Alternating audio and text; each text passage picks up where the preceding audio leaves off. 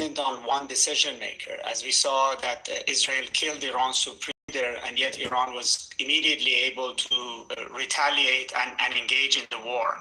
Iran has established a way of governing and fighting, which is called mosaic military strategy, mosaic government management, which is not dependent on one person. And he understood that it's going against militaries, Israel and the United States, and it's not going to fight their war that it wants. It's willing to absorb the hits that it's getting from Israel and the United States, and he thinks the longer that the war goes on, the less Israel and the United States will be able to defend against Iranian missiles, because they're going to run out of interceptors. They have calculated the war would be quick. They have plenty of offensive bombs, but they don't have sufficient defenses. And we're seeing that more and more of Iran's deadly missiles are landing in Israel. They're landing in the Gulf.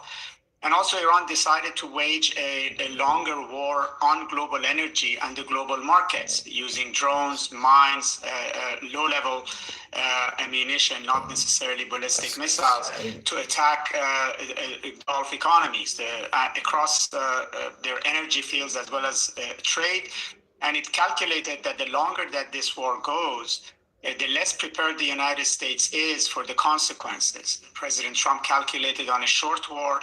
He said he was surprised Iran attacked the Arab countries. He was not prepared to be 3 weeks into the war, and perhaps much longer. The longer this war goes on, the more Iran is building leverage, and the more the strategic calculations of Israel and the United States appear to be falling short. Professor Nasser, if you could comment on... So basically, Iran is winning against US and Israel. Because remember now, according to Trump and the Israel, they had a particular plan, was to destabilize the nuclear programs and everything. I mean, maybe I'm hoping our regime change, but honestly, it's not even about regime change. It's about just being a superpower. You just wanna. So Iran is winning against US and Israel. On the fact that the US has deployed now, or is in the process of deploying, 2,500 Marines to the region, because of course you've mentioned Iran's war essentially on the global economy in a way to impact both America and Israel, who have much larger militaries. So in this asymmetric warfare, the Strait of Hormuz is a central question, its effective closure. But now with these 2,500 Marines in the region who will reportedly be tasked with working towards reopening the strait, how does that change the equation for Iran, if at all? Well, it's not very clear what 2,000 Marines can do, and they cannot arrive in the region immediately at any rate. It takes them 10 days to 2 weeks to be. Hello, hi, how's it? Shabuzi Bangan. But I just jumped in. I didn't greatly now. I hope you're doing good. I hope you are. I was just getting a few updates on what is happening on the war, and according to what is happening, it's escalating. Uh, it is against the actual plan by the US. Things are not going according to plan, and now they are taking it to the ground. Now they're deploying troops to the ground. Recently, there was a report that was talking about Donald Trump asking his friends, countries, his allies to help him, But he was the same guy who ditched them somewhere last year, who told the world he doesn't need the EU, he doesn't what, but now he's calling for the help. It's like Trump won't go. So Iran seems to be winning. Pella, it's a war. It's like a real war. So the reason why we kind of like get updates on that, because of you wanna know of a crisis that is maybe expected, because that thing it can escalate. It involve in South. The more it escalates, it involves us. Now we'll be getting missiles too. Pella, things shut down. Now I'm thinking about you, my brother, not going to work because of the war. So at least if we like update ourselves, you get to make a plan, plan piñana for something. If ever we get visited by these missiles. Where are you from? I'm from South Africa. South Africa. So more than that, it's also about the petrol prices, too. Fuel prices. They've gone up. The fuel prices have gone up. And people seem not to be. Fuel prices have gone up. Yes, I'm in South Africa. Guys, please don't forget to subscribe. We're on a road to 500 subs before the end of March. So please, it's a campaign, unpaid, no partnership. To 500k, not 500k, yeah, we dream a lot. 500 subscribers. So please just leave a sub. I would really appreciate your support as we grow the community, right? And we get to have more community members to discuss matters, have discussions, conversations with. You understand? So I would really appreciate so as the secretary of the community, I hear I'm that mean. So hence we would really appreciate your support, guys. Would really appreciate your support. We're just leaving us up, like, and yes, please may God bless. Yes, sir, Professor. Yeah, but now that you see, that's the problem. You know, then controlled by the superpowers. We have no control, just like our resources. We've got no control, nothing less on our resources. We have no decision on what we make. Because you have to first consult. But brother, it's your resources, it's our resources.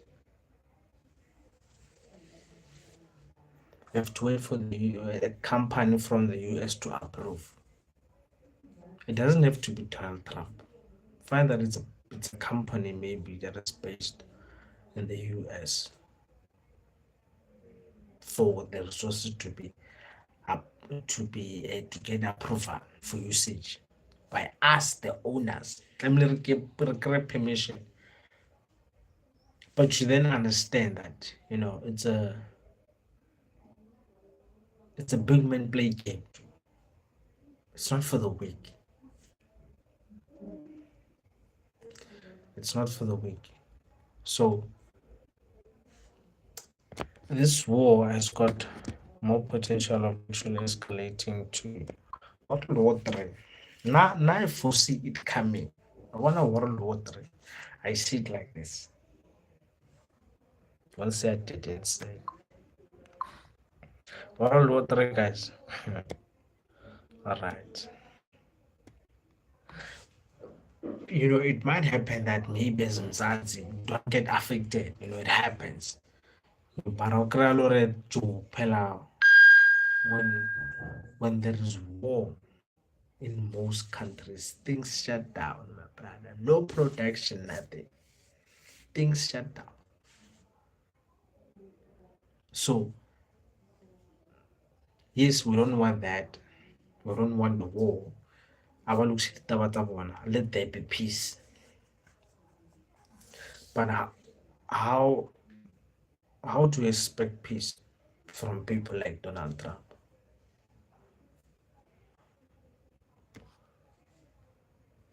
Peace, Donald Trump. Guys, we've got a lot of things to deal with. So we're just checking. or what's happening. So now coming back to Mzansi. Now our commissioner now, KZN commissioner, went to the ad hoc committee now. Hey, yeah. General Mkhwanazi, my brother, you've got the nerves. Hey, this brother is fixing. It's fixing this is the real fix of the country.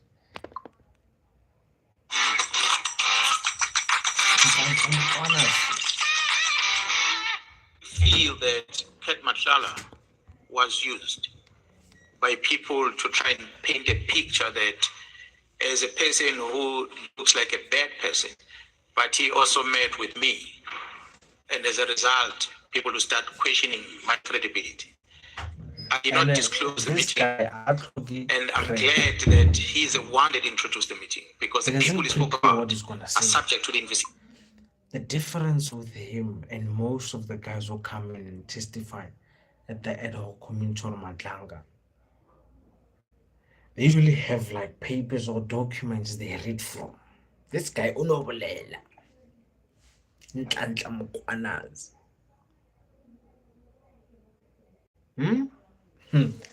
This guy I think that he knows.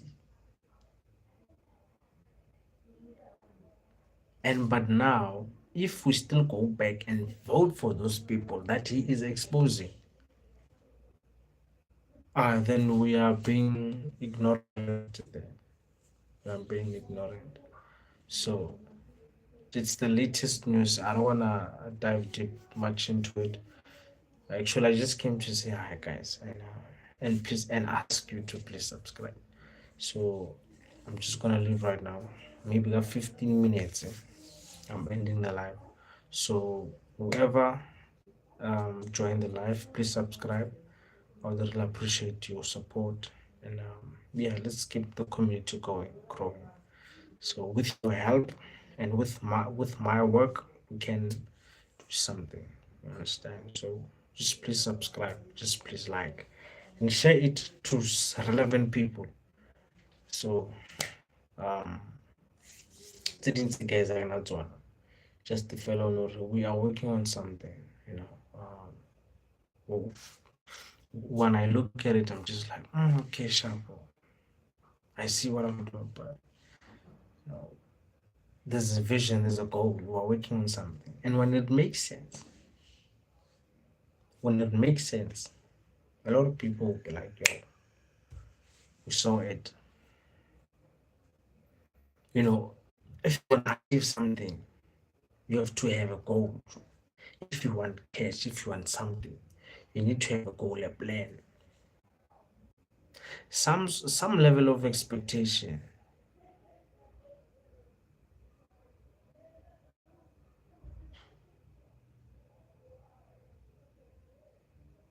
Some level of expectation level. So it is what it is, Bafetu. We decide it's our lives, but let's also be mindful of what we do. Let's take care of ourselves and let's stick to what we have to do. Let's push. Are pushing just like resubscribing, are subscribing. From 500, we are 4,000 subscribers. So join the train, jump in. Let's go. Let's see what happens. Go baby. Let's just take a drive, you know. And then if you wanna go to Pele, it's not giving you a vibe. Are you unsubscribe? You know, but if you still vibe with it, we continue moving. So Bafetu, no. Are bitseng a night. It's a good night. Lay skating sharp. Like I always say, don't forget to pray. Love yourself before loving other people. And take care of yourself. Ke tlhokomele. O ke tshware sharp. I'm out.